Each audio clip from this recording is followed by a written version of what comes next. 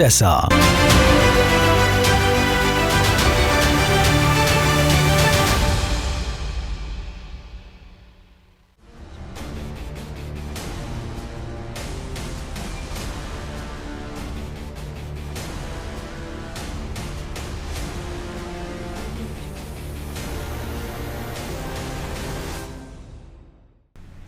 नमस्कार, मैं हूं मनोज वर्मा और आप देख रहे हैं अटेंशन। मध्य प्रदेश में कुछ महीने के बाद विधानसभा चुनाव होंगे, लिहाजा बीजेपी ने उन अंचलों पर ध्यान देना शुरू कर दिया है जहां 2018 में उसका परफॉर्मेंस कमज़ोर रहा।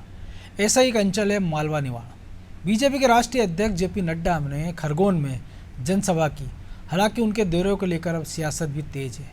कांग्रेस कह रही है कि मालवा निमाड़ में नड्डा का जादू नहीं चलेगा, लेकिन सवाल है कि कांग्रेस के इस कॉन्फिडेंस के पीछे की वजह क्या 2018 के चुनाव के नतीजे हैं। सवाल तो ये भी है, क्या बीजेपी ने मालवा निमाड़ के लिए कोई खास प्लान तैयार किया है। आखिर मालवा निमाड़ में इस बार किसका बेड़ा पार होगा, आज इन्हीं सवालों को लेकर चर्चा करेंगे, लेकिन पहले देखिए रिपोर्ट।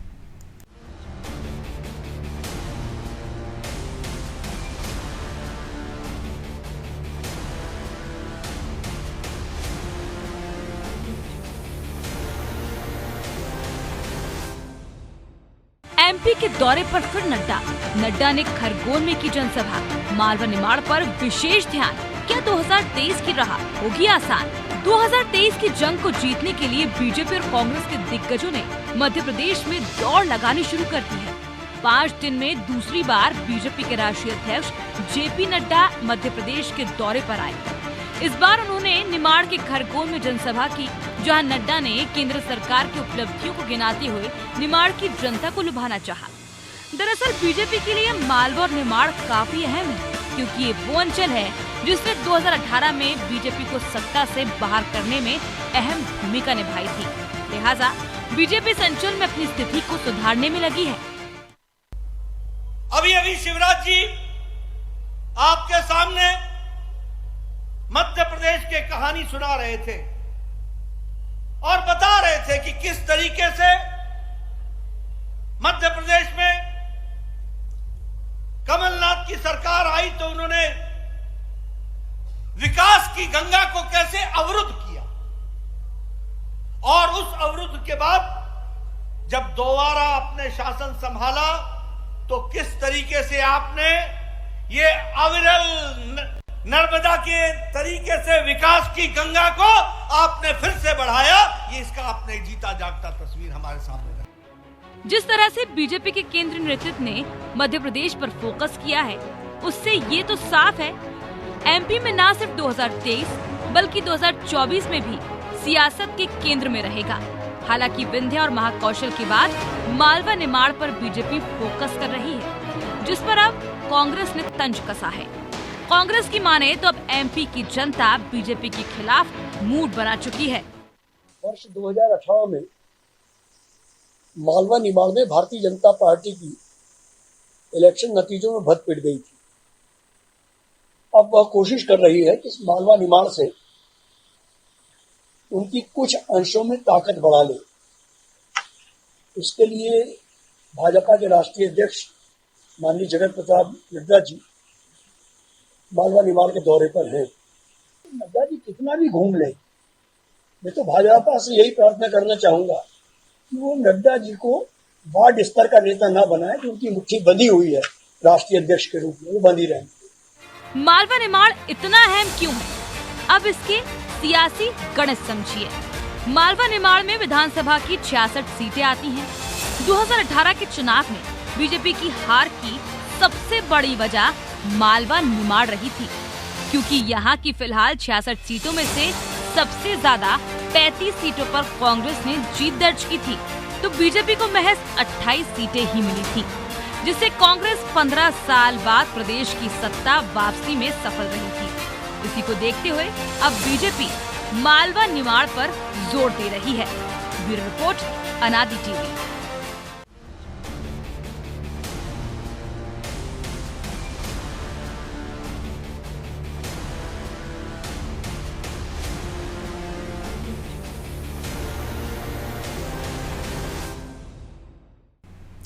तो इसी मुद्दे पर चर्चा करने के लिए हमारे साथ जुड़ गए हैं वरिष्ठ पत्रकार सुरेश शर्मा और हमारे सहयोगी ब्रजेश चौक से।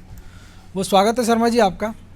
नमस्कार। और मध्य प्रदेश में तो कहा भी जाता है कि अगर मध्य प्रदेश में सत्ता की सीढ़ी का रास्ता मालवा निवाड़ से होके जाता है और 230 में से 66 सीटें इसी इलाके से आती है। और पिछली बार जो नतीजे रहे और कहा यह जा रहा था कि शायद जो जयस के साथ कांग्रेस का गठबंधन हुआ जिसके कारण बीजेपी को बड़ी हार का सामना करना पड़ा, फिर अंतर्विरोध, भीतरघात, प्रत्याशियों के चयन में गड़बड़ी, टिकट काटने में जो भी कुछ हुआ वो सबको पता है। अब लेकिन जेपी नड्डा जिस प्रकार से दौरा कर रहे हैं और जिस प्रकार से आदिवासियों को याद किया जा रहा है, तो उस लिहाज से अब ये आने वाले समय में मालवा निवाड़ कितना महत्वपूर्ण साबित होने वाला है?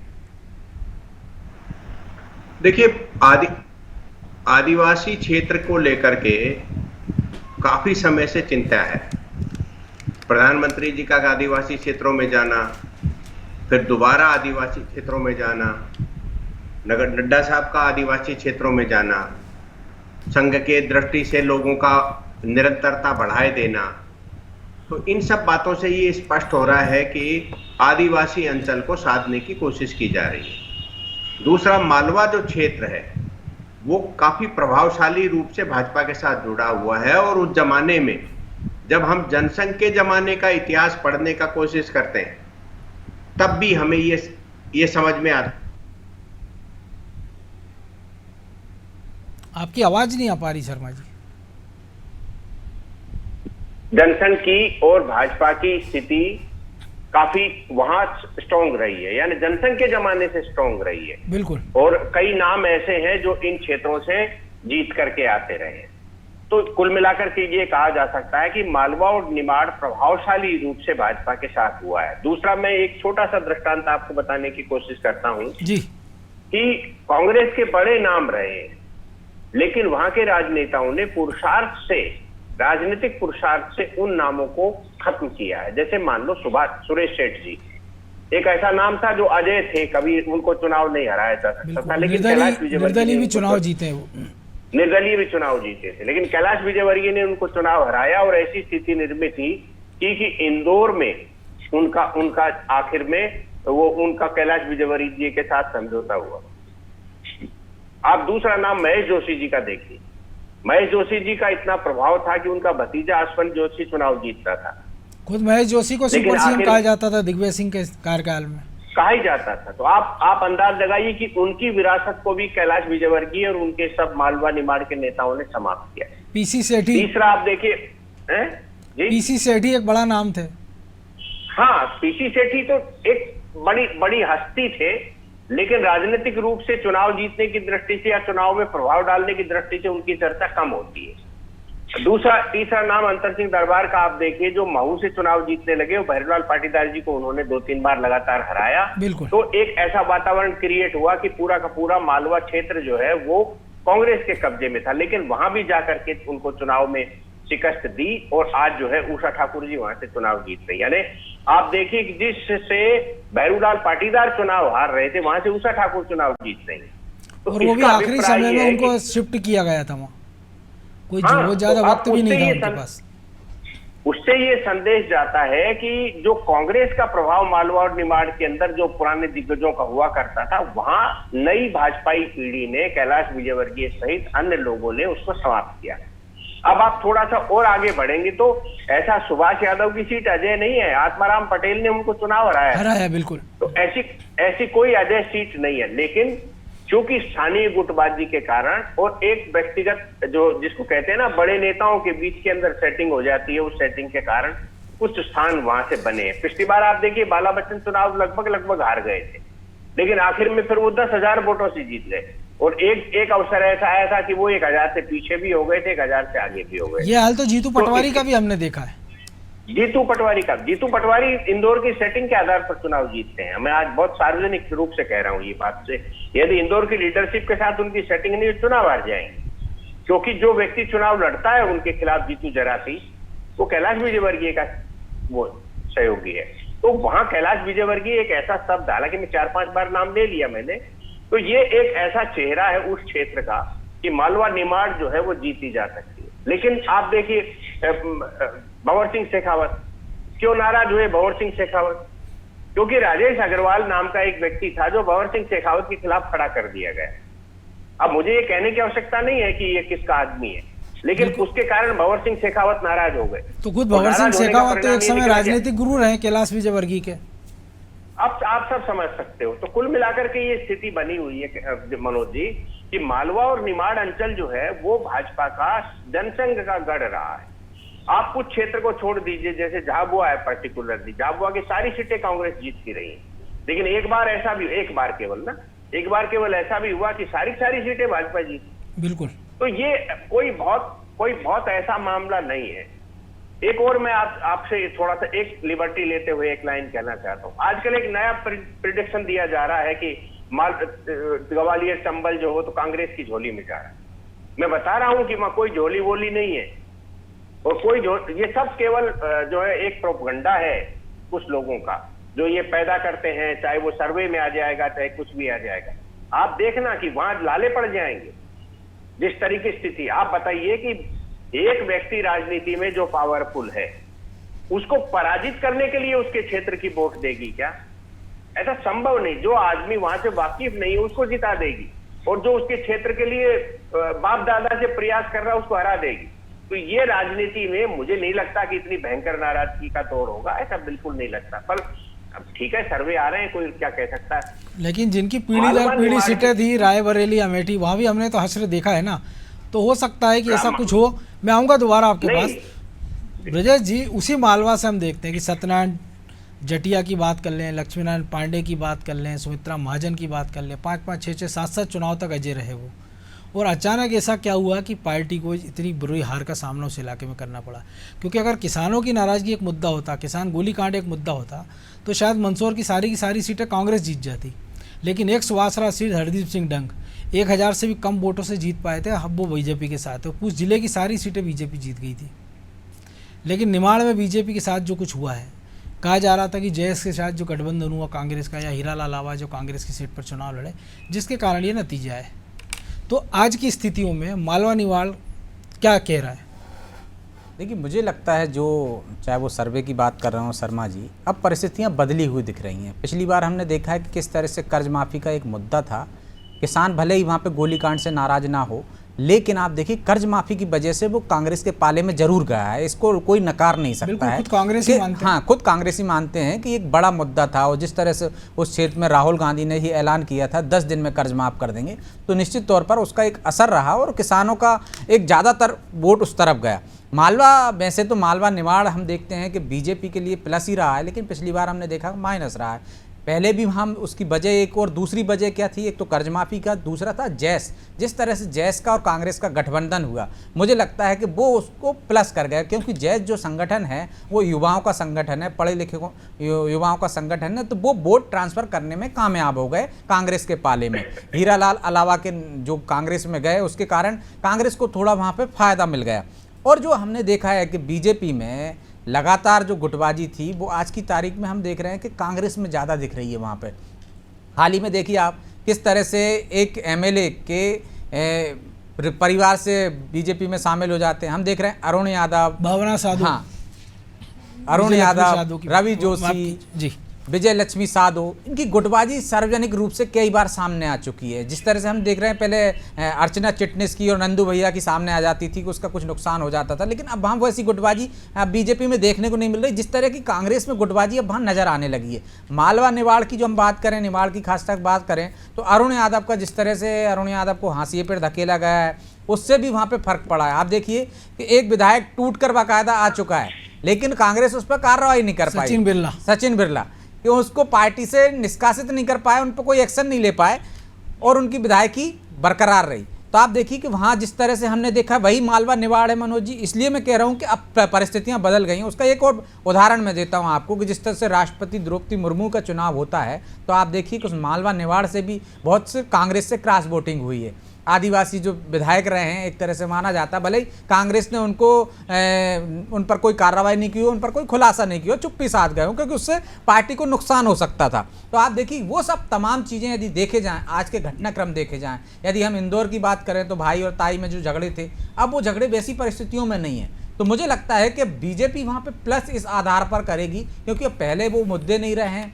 वो जो घोषणाएं थी कांग्रेस की वो अब मुझे नहीं लगता कि उतनी असरकारक हो, और जो एक गलती जो हो गई थी, जो चूक हो गई थी बीजेपी से, मुझे लगता है उससे सबक लेते हुए वो वहाँ पे नई रणनीति के साथ मैदान पर उतरी। उसके नेता जो है फोकस कर रहे हैं वहाँ पे, बड़े नेता मोदी से लेकर नड्डा से लेकर तमाम बड़े नेता यदि वहाँ पे मैदान में मोर्चा संभाले हुए हैं तो इसका भी एक असर होगा, जो यदि मतदाता के मन में यदि किस तरह का वो बाकी भ्रम रहा होगा तो मुझे लगता है वो भी दूर हो जाएगा। तो आज की परिस्थितियों में हम देखें तो अभी वहाँ पे बीजेपी हमको प्लस नजर आ रही है कांग्रेस की तुलना में। पिछली बार हमने देखा कि उसको 28 सीटें मिली, लेकिन कांग्रेस को 35 सीटें मिल गई थी 66 सीटों में।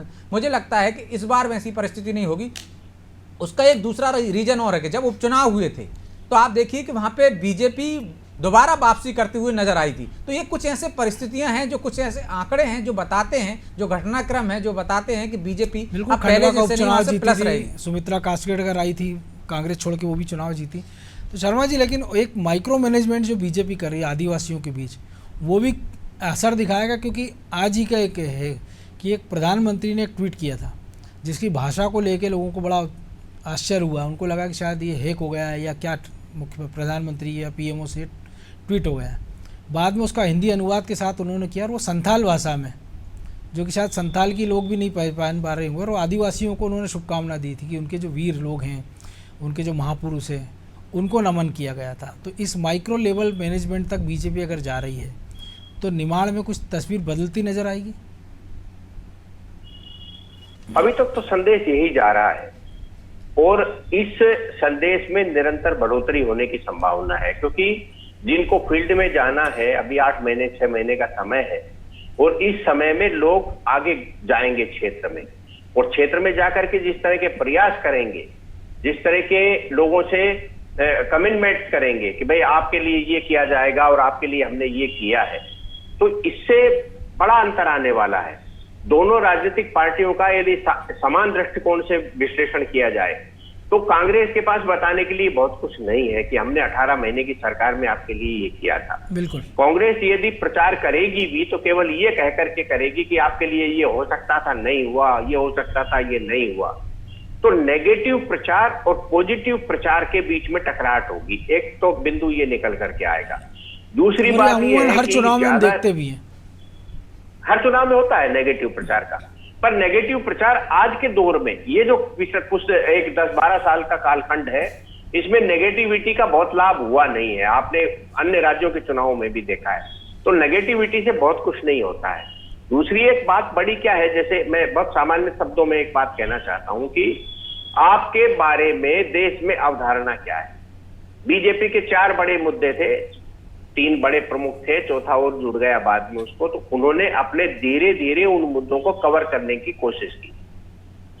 अन्य राजनीतिक पार्टियां उन मुद्दों को छूने से डरती, इन्होंने उन्हें करा, तो ये करने से आपके एग्जीक्यूशन ताकत कितनी है समझ में आती। चाहे 370 का मामला हो, राम मंदिर का मामला हो, आपस में सहमति बना करके किया, चाहे आपका जो है अब यूसीसी का मामला चल रहा है, 3 तलाक का मामला है, तो ये बड़े मामले ऐसे हल हुए हैं जिनसे हमें ये प्रतीत हो गया है कि एक राजनीतिक पार्टी देश के लिए कितना कर सकती है और कितना नहीं कर सकती। तो मनोज जी, यदि संक्षेप में और एक बात कही जाए तो ये कही जा सकती है कि गुलामी की जो एक प्रकार का चित्रण था देश में, वो धीरे धीरे हट रहा है। वो पर्दे से लोग, आने वाली पीढ़ी के दिमाग में गुलामी की बातें नहीं रहेंगी। यदि हम कहें कि नोट हम देखेंगे तो गुलामी काल से जो नोट चले आ रहे थे बदल करके नए हो गए, तो हम नीचे से हट करके यदि ऊपर छलांग लगाते हैं तो उसमें हमें पार्लियामेंट दिखेगी कि गुलामी काल की पार्लियामेंट और आज आजादी की पार्लियामेंट, दोनों के अंदर लोगों की धारणाओं में अंतर आएगा। क्योंकि आप देख लीजिए, आप किराए के मकान में रहे, किराए का मकान चाहे आप अंबानी जी के जाकर के रहने लग जाइए और अपने छोटे से मकान में आप जाकर के रहेंगे तो आपके मन में सुकून होगा। बिल्कुल। तो आज हम अपने विचार के लिए, अपनी संस्कृति के लिए, अपनी जीवन पद्धति के लिए और अपने हिसाब से डेवलपमेंट के लिए, क्योंकि आप देख लीजिए आज आपको यदि आर्थिक दृष्टिकोण से भी लोग पूछ रहे हैं तो क्यों पूछ रहे हैं, क्योंकि आपकी जो आर्थिक पॉलिसी वो इंडिया, लेकिन ये भाव नीचे तक पहुंचाना भी तो जरूरी होगा ना। यही काम मनोज जी हो रहा है, नीचे तक लोगों को जाकर के ये सारी चीजें समझाने का काम ही ये फौज कर रही है इतने दिन से। सोशल मीडिया पर बनी हुई और मीडिया पर बनी हुई बातें जनता के बीच में उसी रूप में है क्या, ये कम से कम आपको और हमको देखना है। क्योंकि जो कांग्रेस कह रही है और जो बीजेपी मीडिया के सामने कह रहे हैं, जो कांग्रेस बीजेपी मीडिया के सामने कह रहे हैं वही बात जनता के सामने है क्या? जनता के सामने किसने ज्यादा बात पहुंचाई? क्योंकि हम तो इसीलिए प्रयास यही करते हैं कि जो निष्पक्ष तस्वीर है वो जनता तक पहुंच जाए, दर्शकों तक। तो ब्रजेश जी, एक और फैक्टर है कि इन सब के बीच जो शर्मा जी भी कह रहे हैं कि यूसीसी, ये भी एक बड़ा फैक्टर साबित हो सकता है, क्योंकि अभी ये कहा जा रहा है कि आदिवासियों की परंपरा के साथ खिलवाड़ हो जाएगा, लेकिन हम देख रहे हैं कि बुरहानपुर खंडवा के आसपास जो अल्पसंख्यक वोटर हैं, AIMIM को जो नतीजे मिले हैं वो भी शायद कांग्रेस के लिए दिक्कत पैदा करने वाले होंगे, और अगर पोलराइजेशन होता है तो भाजपा के लिए फ़ायदेमंद होगा मालवा निमाड़ में। निश्चित तौर पर यदि पोलराइजेशन होता है तो मालवा निमाड़ में बीजेपी उसमें भी प्लस करेगी। यदि ये यूसीसी का मामला है, यदि ये तूल पकड़ता है, जिस तरह से प्रतिक्रियाएं आ रही हैं, यदि एक बार प्रतिक्रियाएं विपरीत आई तो निश्चित तौर पर ये बहुत बड़ा एक असर कारक होगा और इससे एक ध्रुवीकरण होता है। तो उसका मालवा निमाड़ में हम देखें कि जिस तरह शर्मा जी ने भी कहा कि जंग संघ के ज़माने से बीजेपी की पैंठ है वहाँ पर, और वो लगातार बढ़ती गई है। कुछ मामलों में छोड़ दिया जाए, कभी थोड़ा बहुत ऊपर नीचे होता है, लेकिन इतनी बुरी तरीके से हमने जैसे देखा है कि कांग्रेस का हाल हुआ बिंद में, वैसा कभी मालवा से सुनने में नहीं आया, या मालवा के वैसे परिणाम नहीं आए कि वहाँ बीजेपी का एकदम से सफाया हो गया हो। बड़े बड़े कांग्रेस के दिग्गजों को धराशायी करके हमने देखा किस तरह से बीजेपी वहाँ लगातार बढ़ती गई है। तो आप देखिए, मुझे नहीं लगता है कि वहाँ पर अब उस तरह की परिणाम आए, जो मैं पहले भी कह चुका हूं कि वो परिस्थितियां बदली हुई थी और अब वो परिस्थितियां देखिए। आप मालवा की हम बात करें तो सबसे ज़्यादा प्रभावित 15 माह में हम देखें तो सबसे ज़्यादा सुर्खियों में भी वही क्षेत्र रहा, क्योंकि वहाँ पे शुद्ध के युद्ध के नाम पर आप देखिए किस तरह से वहाँ पे लोगों को प्रताड़नाएं झेलना पड़ी हैं। यदि एक मामले को छोड़ दिया जाए तो वहाँ पे व्यापारी वर्ग तक त्रस्त हो गया था, किस तरह से प्रतिक्रियाएं आ रही थी, नाराजगी व्यक्त की जा रही थी, वो पूरे प्रदेश में भी देखा है। और सबसे ज़्यादा मुझे लगता है कि दृश्य आज का भी था जब JP नड्डा का रोड शो निकल रहा था अल्पसंख्यक बहुल इलाकों से, तो अल्पसंख्यकों ने बड़े उत्साह के साथ उसका स्वागत किया है। आप देखिए कि वहीं उसी जगह पर प्रधानमंत्री कितनी बार आए हैं बोहरा समाज के कार्यक्रम में, तो वहाँ पर परिस्थितियाँ बदली हुई हैं मनोज।